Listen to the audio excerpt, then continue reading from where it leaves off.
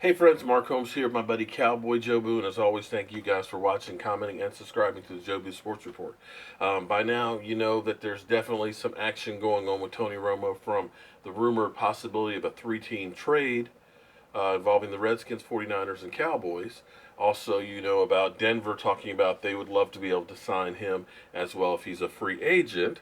And now we've got Jerry Jones, 1 minute saying Tony Romo may not be done in Dallas, but he's confident that he won't sign with a rival.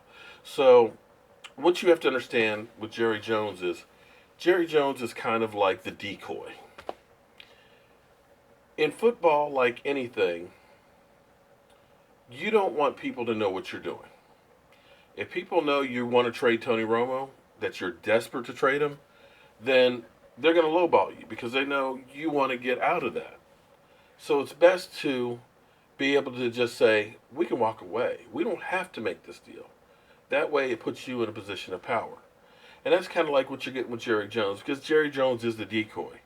He'll say all kinds of stuff. You remember how he was crazy about Johnny Manziel? He had all of the talking heads there saying that Jerry Jones was willing to trade up to get Johnny Manziel, even as he started falling lower and lower and lower and late into the first round. So Jerry Jones, as much as you guys may think he's an idiot, is actually a very wise businessman. Keep you guessing, so you don't know what he really wants to do. But very rarely, think about this, over the last 6 years, has Jerry Jones said something kind of crazy that's come true. Here it was, he wanted to gamble on Johnny Manziel. But what did we do? We built the team by going for linemen. So you hear all these things, take it with a grain of salt with what Jerry says. However, what I do take as I connect the dots is when Jerry Jones says he's confident that he won't sign with another team, that pretty much lets you know that we don't have a trade for him and we're not going to trade him. Because the only way he could sign with a division rival is if he's a free agent. So if I'm connecting the dots and I'm inferring what I see information wise, I think that Tony Romo will probably be released in the next day or so, if not sooner. And finally, the Dallas Cowboys can get back to the business of the guys that are going to be here. Now, make no mistake, we as Cowboy fans have literally split down the middle.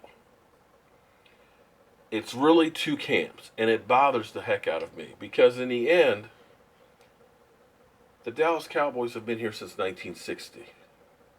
We've had great players that have come through here. We've had bums that have come through here.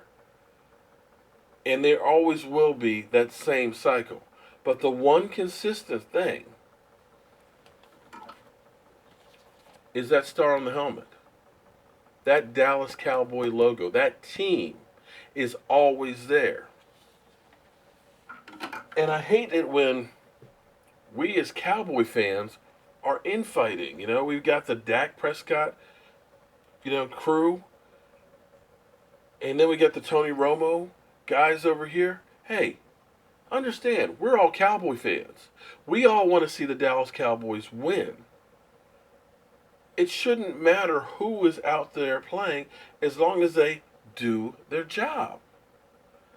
And hopefully, when the dust clears from whatever's going to happen with Tony Romo, be it he goes to Washington or Kansas City or Denver or to the Texans or retires to the television booth, that we as Dallas Cowboy fans can come together and heal and support our team, the guys that are out there. Get behind Dak Prescott. The fact that he has played as well as he has, with every pass that he's made, every quarter of every game, scrutinized the way it has, my God, I don't know how he's been able to take the pressure. To know that you've got that guy, Tony Romo, Pro Bowl player, top 10 quarterback, sitting there waiting to come back in, biting at the bit.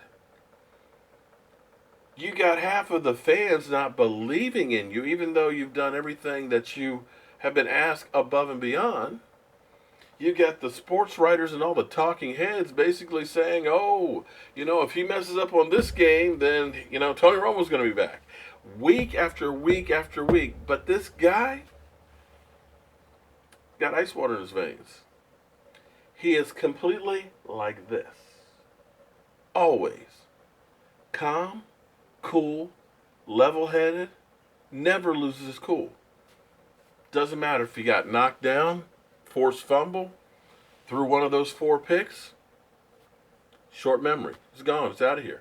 I'm not thinking about what just happened. I'm thinking about what's going on down the road here. What's the next play? How do I win this?